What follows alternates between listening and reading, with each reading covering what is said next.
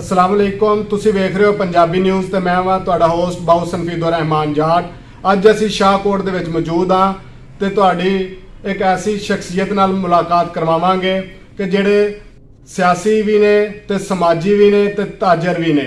मेरी मुराद जनाब सफदर मुगल साहब ने। ये पाकिस्तान तहरीक इंसाफ दे जिली जनरल सैकटरी ने ते उस दे नाल एक फलाई तंजीम अंजमन शहरियां शाहकोट उन्हां दे सीनियर नायब सदर भी ने। तो उस तो अलावा शाहकोट की जी ताजर बरादरी है अंजमन ताजरान उन्हां दे जनरल सैकटरी भी ने। तो अज असी सफदर मुगल साहब नाल गल करांगे शाहकोट के बारे च NA 117 ते NA 118 के हवाले नाल कि पाकिस्तान तहरीक इंसाफ की गौरमेंट नूं तकरीबन 3.5 साल होने वाले ने। तो असी उन्हां कोलों पुछांगे कि पाकिस्तान तहरीक इंसाफ की 3.5 सालों के विच की कारकर्दगी है। अस्सलाम वालेकुम जी। वालेकुम सलाम। सफदर साहब बहुत मेहरबानी जनाब, तुसीं सानूं अपना कीमती वक्त दिता है। मैं मशहूर हाँ जनाब जाट साहब का भी ते पंजाबी न्यूज़ का भी जिहड़े शाहकोट तशरीफ ले और सानूं मौका दिता कि असी अपने इलाके के मसाइल नूं उजागर कर सकीए। सफदर साहब सब तो पहले तो असीं तुहाडे नाल जिहड़ी गल स्टार्ट करांगे ਉਹਦੇ ਵਿੱਚ ਇਹੀ ਕਿ ਪਾਕਿਸਤਾਨ ਤਰੀਕੇ ਇਨਸਾਫ ਦੇ ਤੁਸੀਂ ਜ਼ਿਲ੍ਹੀ ਜਨਰਲ ਸੈਕਟਰੀ ਹੋ ਤੇ ਪਾਕਿਸਤਾਨ ਦੀ ਤਾਰੀਖ ਦੇ ਵਿੱਚ ਪਹਿਲੀ ਦਫਾ ਉਹ ਗਵਰਨਮੈਂਟ ਆਈ ਹੈ ਜਿਹੜੀ ਤਕਰੀਬਨ 23 ਸਾਲ ਜਿਹੜੀ ਜਮਾਤ ਨੇ ਮਿਹਨਤ ਕੀਤੀ ਹੈ 23 ਸਾਲਾਂ ਦੇ ਵਿੱਚ ਆਪਣੀ ਹਕੂਮਤ ਬਣਾਉਣ 'ਚ ਕਾਮਯਾਬ ਹੋਈ ਹੈ। ਤੇ ਤੁਸੀਂ ਜ਼ਿਲ੍ਹੀ ਜਨਰਲ ਸੈਕਟਰੀ ਤੋਂ ਪਹਿਲੇ ਤੁਹਾਡੇ ਕੋਲ ਤਹਿਸੀਲ ਸ਼ਾਹਕੋਟ ਦੇ ਵਿੱਚ ਅਹੁਦਾ ਸੀ। ਤੁਸੀਂ ਸਾਨੂੰ ਇਹ ਦੱਸੋ ਕਿ ਪਾਕਿਸਤਾਨ ਤਰੀਕੇ ਇਨਸਾਫ ਤੋਂ ਪਹਿਲੇ ਵੀ ਤੁਸੀਂ ਕਿਸੇ ਹੋਰ ਸਿਆਸੀ ਜਮਾਤ ਦੇ ਵਿੱਚ ਹੀ सी या तुहाडी सब तो पहले जिहड़ी पार्टी वो तरीके इंसाफ ही है? मैं जदों दी तहरीके इंसाफ बनी है 1996 तो मैं पहला इजलास इत्थे शाहकोट च तहरीके इंसाफ का मैं ही कीता सी और उसका मैं पहला सदर मुंतखब होया सा। नईमुल हक साहब इत्थे तशरीफ लियाए और शाहकोट की पूरी पार्टी तश्कील दी गई। इस तो पहला मेरे ਜਿਹੜੇ ਵਾਲदैन सन उन्होंने पीपल पार्टी का तलक सी, लेकिन जदों की तहरीक इंसाफ मार्ज वजूद चाहिए मेरा तलक सिर्फ और सिर्फ PTI नाल ही रहा है। सफदर साहब सानू ये दसो कि पाकिस्तान तरीके इंसाफ के तुसी बानी अहुदेदारान दे विच सी, बानी कारकुनान दे विच सी, बल्कि शाहकोट दे विच जिहड़ी बुनियाद तरीके इंसाफ की तुहाडे हत्थों रखी गई है कि तरीके इंसाफ की जिहड़ी 3 साल 3.5 साल जिहड़ी कारकर्दगी है उस तो तुसी मुतमिन? इंशाअल्लाह असी बहुत मुतमिन हाँ। और अगर पाकिस्तान दे विच पाकिस्तान तहरीके इंसाफ की दोबारा गवर्नमेंट बनती है तो असी होर भी बेहतर तरीके नाल इस मुल्क नूं चलावांगे, क्योंकि कुछ हालात ऐसे मिले कोरोना की वजह तो पूरी दुनिया पाकिस्तान कल्ले जी नहीं पूरी दुनिया च महंगाई का एक दौरा सी, कारोबार बंद हो गए और इस मुश्किल हालात च बहुत बड़े बड़े मुल्कों की इकतसादियात ज़मीन बोस हो गई सन। लेकिन अल्हम्दुलिल्लाह खान साहब की पॉलिसियां ने इस मुल्क को अपने पैरों पर खड़ा किया और साड़ी दरामदात जिहड़ियां सन वो ज़्यादा हुई ते बरामदात जिहड़ियां वो सब घटिया ने। इसका मतलब है कि असी सही लाइन पर चल रहे हैं और खान साहब दी पॉलिसियां ठीक चल रही ने। अगरचे महंगाई इस वक्त पूरी दुनिया का मसला है, कला साडा ही नहीं, लेकिन अल्हम्दुलिल्लाह खान साहब दी पॉलिसियां नाल असी इस महंगाई ते भी काबू पा लांगे। सफदर साहब हुण असी जिहड़ा ना गल करांगे NA 117 ते PP 131 दे ते PP 132 दे उत्ते, क्योंकि साढ़े जिहड़े शाहकोट शहर के फरजंद मियाँ मुहम्मद आतिफ साहब इत्थों भारी अक्सरीयत नाल जिहड़ा मुंतखब होए ने। तो सानूं ये दसो कि शाहकोट दे विच हुण तक तरीके इंसाफ जिहड़ी है वो कितना काम करवा चुकी है? तो जदों सानूं गवर्नमेंट मिली इस तो पहला तो शाहकोट आंदे ही सो। शाहकोट च अज भी कोई सड़क जिहड़ियां 4 बाज़ार असी बनाए हैं ना, और अल्हम्दुलिल्लाह एक बहुत बड़ा एक काम सी कि बाज़ारां नूं सरकारी जगह दे के तो फिर उन्होंने बनाना। और अज जो तुम जाओ तो तुहानूं मज़ा आएगा, तुसीं किसी शहर च फिर रहे हो तो इस तो पहला तुसीं देखिया होना कोई सड़क महफूज नहीं, ਬਲਕਿ ਕੋਈ ਸੜਕ ਹੈ ਹੀ ਨਹੀਂ। ਵਾਟਰ ਸਪਲਾਈ ਦਾ ਇੱਕ ਮਨਸੂਬਾ ਸੀ, ਉਹ ਪਿਛਲੇ ਕੋਈ 15 ਸਾਲ ਤੋਂ ਚੱਲ ਰਿਹਾ, ਉਹ ਜ਼ੀਰੋ ਹੋਵੇ। ਇਸ ਤੋਂ ਇਲਾਵਾ ਸੀਵਰੇਜ ਦਾ ਨਿਜ਼ਾਮ ਨਾ ਹੋਣ ਦੇ ਬਰਾਬਰ ਸੀ। ਅਲਹਮਦੁਲਿਲਾ ਅਸੀਂ ਇਸ ਦੌਰ ਦੇ ਵਿੱਚ, ਔਰ ਮੈਂ ਇੱਕ ਦਾਅਵੇ ਨਾਲ ਗੱਲ ਕਰਨਾ, ਜਦੋਂ ਸਾਡੇ 5 ਸਾਲ ਹੋ ਜਾਣੇ ਨਾ, ਸ਼ਾਹਕੋਟ ਦਾ ਕੋਈ ਕੰਮ ਨਹੀਂ ਹੋਏਗਾ, ਮਤਲਬ ਜਿਹੜਾ ਕੋਈ ਰਹਿ ਜਾਏਗਾ। ਅਸੀਂ ਇਹਦੀਆਂ ਸੜਕਾਂ, ਗਲੀਆਂ, ਸੀਵਰੇਜ, ਜਿਹੜੇ ਕੰਮ ਹੈ ਨਾ, ਉਹ ਇਨਸ਼ਾਅੱਲਾ ਇਸ 5 ਸਾਲਾਂ ਦੇ ਮਨਸੂਬੇ ਦੇ ਵਿੱਚ ਕਰਵਾ ਕੇ ਜਾਵਾਂਗੇ।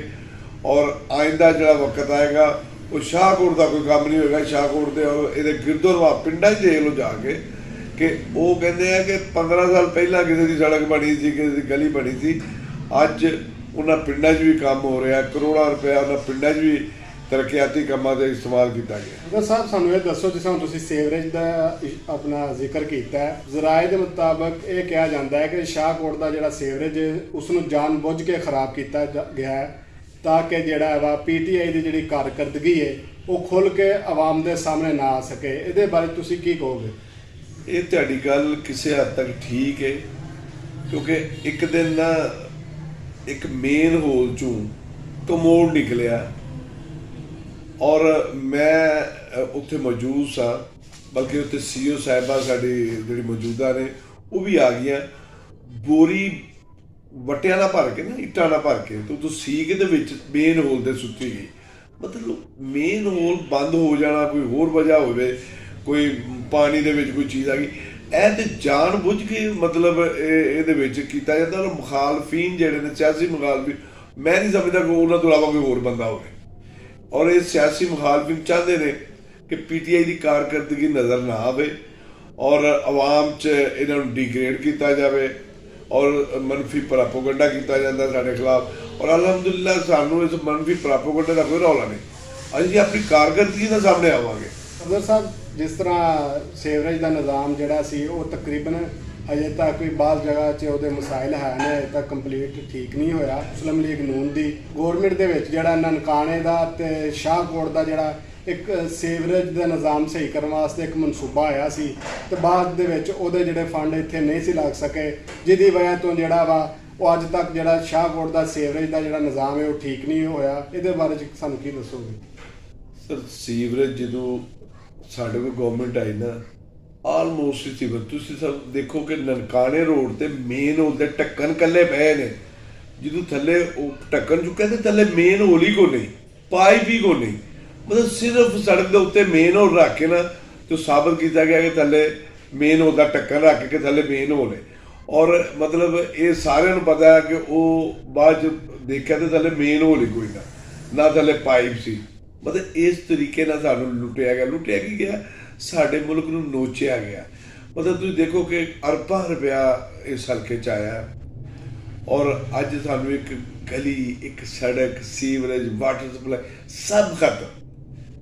ਪੈਸਾ ਜੇਬਾਂ 'ਚ ਚਲਾ ਗਿਆ। ਮਤਲਬ ਉਹ MLA ਜਿਹਦੇ ਕੋਲ ਇੱਕ ਟੁੱਟਾ ਸਕੂਟਰ ਹੁੰਦਾ ਸੀ, ਅੱਜ ਅਰਬਾਂ ਖਰਬਾਂ ਪਤੀ ਹੈ। ਨੈਬ 'ਚੋਂ ਉਹਦੇ ਮਤਲਬ ਕੇਸ ਲੱਗੇ ਨੇ, ਅੱਜ ਉਹਦੇ ਕੋਲ 30 ਮਰਬੇ ਜ਼ਮੀਨ ਦਾ ਮਾਲਕ ਹੈ। ਕਿੱਥੋਂ ਆਈ ਕਰਪਸ਼ਨ? ਦੂਸਰਾ ਸਫਦਰ ਸਾਹਿਬ, ਤੁਸੀਂ ਹੁਣ ਆਪਣਾ ਮੁਸਲਿਮ ਲੀਗ ਨੂਨ ਦੀ ਗੱਲ ਕੀਤੀ ਹੈ। ਗੁਜ਼ਸ਼ਤਾ ਦਿਨੋਂ ਜਿਹੜਾ ਵਾ ਮੁਸਲਿਮ ਲੀਗ ਨੂਨ ਦਾ ਜਿਹੜਾ ਆਪਣਾ ਮਹਿੰਗਾਈ ਦੇ ਖਿਲਾਫ ਇੱਕ ਇੱਥੇ ਇਤਜਾਜ ਕੀਤਾ ਗਿਆ ਸੀ, ਉਹਦੇ ਵਿੱਚ ਮੁਸਲਿਮ ਲੀਗ ਨੂਨ ਦੀ ਜਿਹੜੀ ਸਿਟੀ ਦੀ ਜਿਹੜੀ ਕਿਆਦਤ ਹੈ ਉਹ ਸ਼ਰੀਕ ਨਹੀਂ ਹੋਈ। ਉਸ ਤੋਂ ਬਾਅਦ ਉਹ ਨਾਰਾਜ਼ ਹੋ ਗਏ ਨੇ।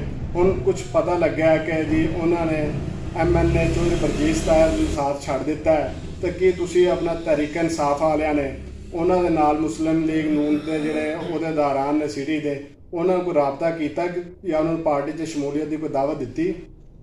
ਸਰ, ਗੱਲ ਪਤਾ ਕੀ ਹੈ, ਤੁਸੀਂ ਇਸ ਵਾਕਿਆ ਨੇ ਮੁਸਲਿਮ ਲੀਗ ਦਾ ਅੰਦਰ ਖੋਲ ਕੇ ਰੱਖ ਦਿੱਤਾ ਹੈ ਕਿ ਅੰਦਰੋਂ ਕੀ ਹੈ। ਮਤਲਬ ਜੇ ਲੀਡਰ ਹੈ ਤੇ ਉਹ ਮਤਲਬ ਉਹ ਵਰਕਰ ਉਹਦੀ ਹਸੀਅਤ ਕੀ ਹੈ। ਮਤਲਬ ਜਿਨ੍ਹਾਂ ਲੋਕਾਂ ਨੇ ਸਾਲ ਤੋਂ ਪੈਸਾ ਖਰਚਿਆ, ਟਾਈਮ ਦਿੱਤਾ, ਇਹਨਾਂ ਦੇ ਨਾਅਰੇ ਲਾਏ, ਤੇ ਜਨਾਬ 2-4 ਵਰਕਰ ਨਵੇਂ ਆ ਗਏ ਤੇ ਉਹਨਾਂ ਪਿਛਲਿਆਂ ਨੂੰ ਪਛਾੜ ਦਿੱਤਾ। ਪਾਰਟੀ ਦੇ ਵਿੱਚ ਜਿੰਨੇ ਚਿਰ ਵਰਕਰ ਦੀ ਇੱਜ਼ਤ ਨਹੀਂ ਨਾ ਹੋਏਗੀ, ਉਹ ਕੋਈ ਪਾਰਟੀ ਨਹੀਂ। ਤੁਸੀਂ ਦੇਖਣਾ ਅਗਲੇ ਬਲਦਿਆਤੀ ਇਲੈਕਸ਼ਨ 'ਚ ਇਹ ਮੁਸਲਿਮ ਲੀਗ ਦਾ ਇੱਥੇ ਬਣਨਾ ਕੀ ਹੈ। ਲੋਕ ਤਾਨੇ ਦਿੰਦੇ ਨੇ ਕਿ ਤਰੀਕੇ ਇਨਸਾਫ ਦੇ ਵਿੱਚ ਜਿਹੜਾ ATM ਮਸ਼ੀਨਾਂ ਵਾਲੇ ਬੰਦੇ ਨੇ ਜਿਨ੍ਹਾਂ ਨੂੰ ਪਾਰਟੀ ਦੇ ਵਿੱਚ ਪ੍ਰਮੋਟ ਕੀਤਾ ਜਾਂਦਾ ਤੇ ਉਹਨਾਂ ਨੂੰ ਉਹਦੇ ਦਿੱਤੇ ਜਾਂਦੇ ਨੇ। ਇਹ ਹਰ ਪਾਰਟੀ ਦੇ ਵਿੱਚ ਕੁਝ ਲੋਕ ਐਸੇ ਹੁੰਦੇ ਨੇ ਜੋ ਪਾਰਟੀ ਨੂੰ ਸਾਂਭਦੇ। ਮੈਂ ਹੁਣ ਇੱਕ ਤੁਹਾਨੂੰ ਮਿਸਾਲ ਦਿੰਦਾ ਕਿ ਸਾਡੇ ਪੰਜਾਬ ਦੇ ਸਦਰ ਆਜ਼ਾਦ ਚੌਧਰੀ ਸਾਹਿਬ ਨੇ ਜਮਾਤ ਇਸਲਾਮੀ ਚੋਂ ਆਏ ਨੇ, ਬੜੇ ਮਤਲਬ ਵਰਕਰ ਆਦਮੀ ਨੇ।